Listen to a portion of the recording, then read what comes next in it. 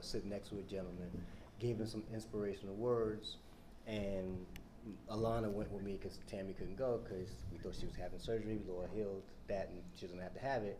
Amen. And when I finished talking to the guy, my daughter put her head on my shoulder, right?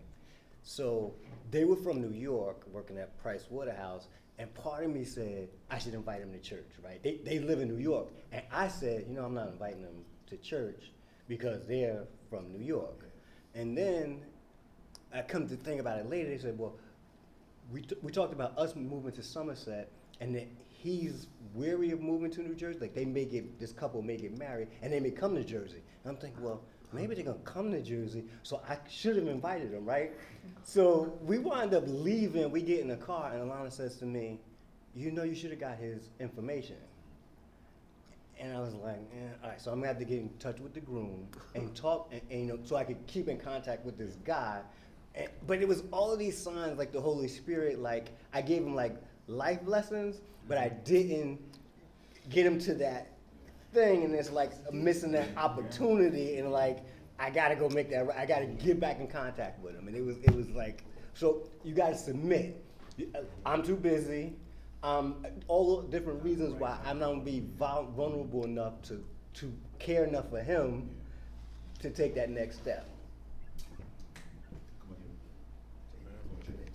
Yeah, I just wanted to touch on a couple things that you guys said, just to make it real simple, that, you know, all of us sitting in this room here, at some point in our maturity, in our walk with God, at some point, God has gotten us through something. He's gotten us through something, right? Mm-hmm. So to get back to your question, to make it simple, as far as I'm concerned, that we can't forget. We can't forget those things that he got us through from on this level. So now we up here, we gotta reflect back to that level and remember that he got us through that. So now we need to keep going, you know, and not make it a big thing, a big task. And we need to remember what he's gotten us through, because he doesn't fail us. Amen. Amen. That leads back to what Roland said, though, because the truth of the matter is, it might not be us remembering what he got us through. It might start at acknowledging it was God that got you. Because there's so many places and points, like if you don't acknowledge that that was God there, then you can't see God here. Exactly. Because it's this is just happening. We almost feel like we're moving, and life is going, and God is moving things, God is orchestrating things, and we've never given him credit for it. So now we're saying, God, I really need you. The reason why I really need you is because I didn't feel like I needed you, because when you already brought me through, I never acknowledged that was you anyway. But now I was doing that on my own, but now I really need you. God, like, you always needed me. It's always been me. So, I'd like to add, right? I think when I first became a Christian, I was kind of like a rebellion. I really didn't like the idea of becoming a Christian. I really didn't like it. I think I thought by the calling of the Spirit.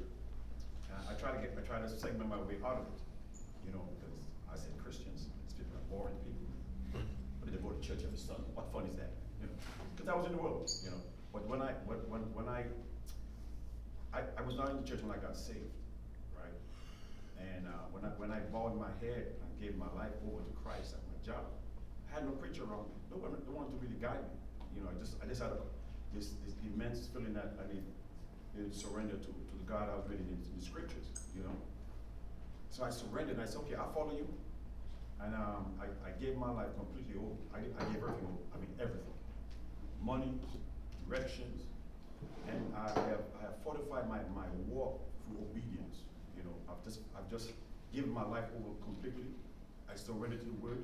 You know that I don't budge. You could tell me. If you veer from this word, I'm gonna tell you, listen, word says this, and you're gonna say something else. I'm saying, brother, I can't follow you. Yeah. But it has led me to a life where on a weekly basis I'm able to testify. No, I'm gonna give you an example. Like there was on Friday, this is a guy for over a year and a half. All I said to him, pastor the law program at the job, I said, good morning. But that's what's up, bro? For years, he came up to me yesterday. And he said to me, you know, I'm a Muslim. I was gonna play ping pong, right? And I just said, okay, Father, oh my goodness. I'm about to play pinball. That- Literally. that'd be I that'd checked be my more. shoe, my work, I would have about an hour to play. And here he comes telling me about prayer. He's talking about prayer. I'm saying, he prays to God. I'm saying to myself, why is he telling me that? We never had a conversation before. So he's giving me how prayer is a work of, it's summarized a work of good works, right? And that's how God talks to him. He's going on and on and on. So I'm listening, I'm saying, I don't get it, Father. So I say, Father, in my spirit, I'm saying, Father, I don't have anything to say to him. He's talking to me, but I don't get it. So I said, you give me a message. I don't have anything to say right now. I'm just purely listening. And he goes on for about a good 35 minutes about this prayer. I'm like, wow, I don't have anything in my spirit to lead me. So I said, you know what? So he talked about Muhammad. So I said, Muhammad. So I'm listening to him. I'm saying, he's the true prophet of God. And I'm saying, okay. So I'm saying, Brian, you don't have anything. Don't upset the man. You know, if you have any silent moment, you know, it's wisdom, keep more silent. So he hits me. So I said to him, well, what do you guys believe about sin? And that's when it opened up. I gave him the atonement that none is justified without the atoning of blood. No, I didn't understand the impact of that. Man, I'd asked God to give me some insight because I was getting in it. So I'm shaving last night. I'm shaving noon. I'm getting brushing my teeth and I said, oh my goodness. I talked about atonement without really realizing I was talking about atonement. Wow. And I started meditating on what atonement really means. And I was saying that is what they don't have, the atonements. So what I'm trying to say is when you walk with the Lord, he will give you every opportunity to witness for him based on what you know, how he's going to inspire you. And that's been my joy. It has been my joy. And when I meet other brothers, I'm always joyful to meet other believers. I mean, every time I see a sister and a brother in Christ, I embrace them. I don't know why. I just read you guys. I'm happy to meet you guys. And I know this is a journey. And we all going to the same place. And I got to go. May God bless you guys. No, we all. Thank you, bro. You got it, brother. I got a call, so I got to go home. No, we You guys- closing. you can close. I got. Well, we're closing at 12, so you can go ahead. Yeah, thank you guys. But, Thank you guys. Can we, All right, can we take Brian. up, Name's Brian. can we take up a collection for you, get you some lotion? Check it out, brother. Check it out. The minute he said it, I looked down at them ankles. He ain't lying. He ain't lying. No, but let me tell you, my son, he could not fix cars. No, he's fixing cars on his own. Right. That's right. Hands getting dirty. That's right. See, that aloe with the big work. Love you guys. All right, that's fine. Much better when they moist. God bless. Brothers, like I said, let's just open the forum. We got another 15 minutes. You guys can, anything that's on the hearts and minds, and not, fellowship, some more bagels and things of that nature. But that's really what I really wanted to hone in on for today. Quick question as you're thinking about that. I am going to need some assistance, y'all, some fellas, as we get ready to step into this new school year, new season.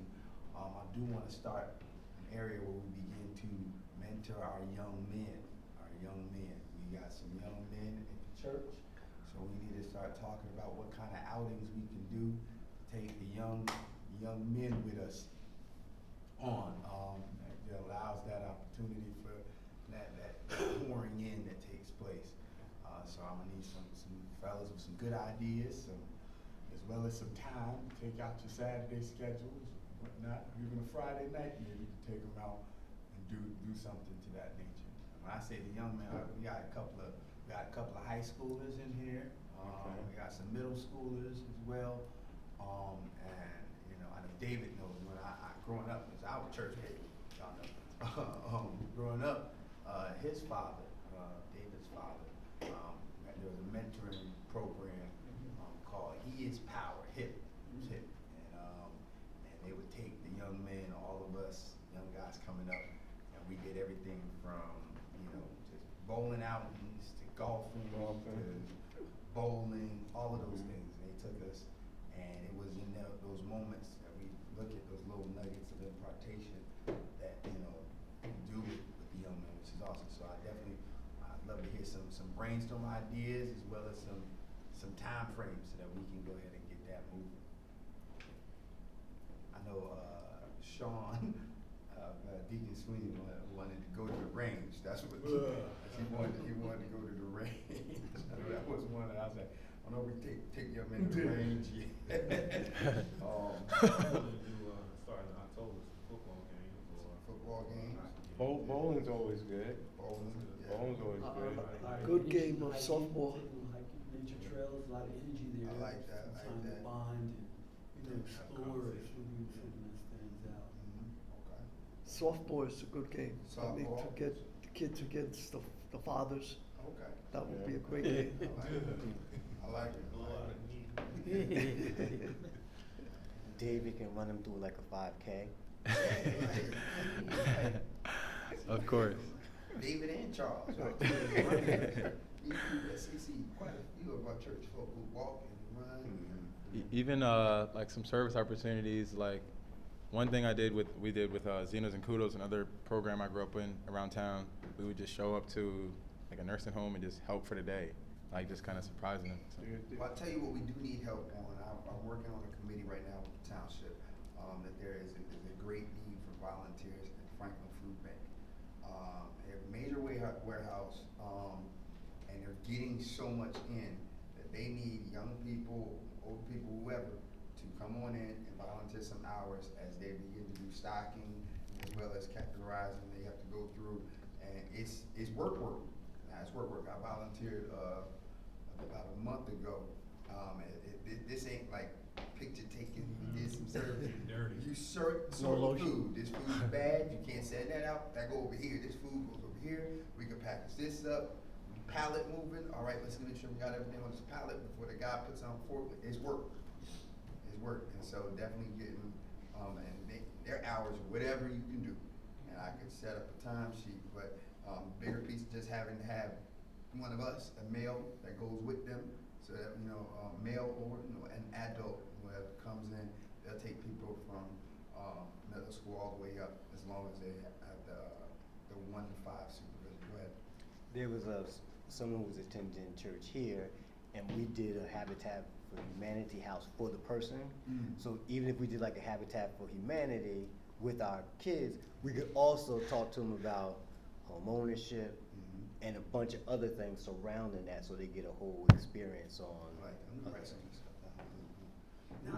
We had several years ago, we used to have, this one called this here, the youth group. We used to, matter of fact, I don't even know the name of the place, but I know it's right off of, what's that street? Yeah, where that gas station is on the corner.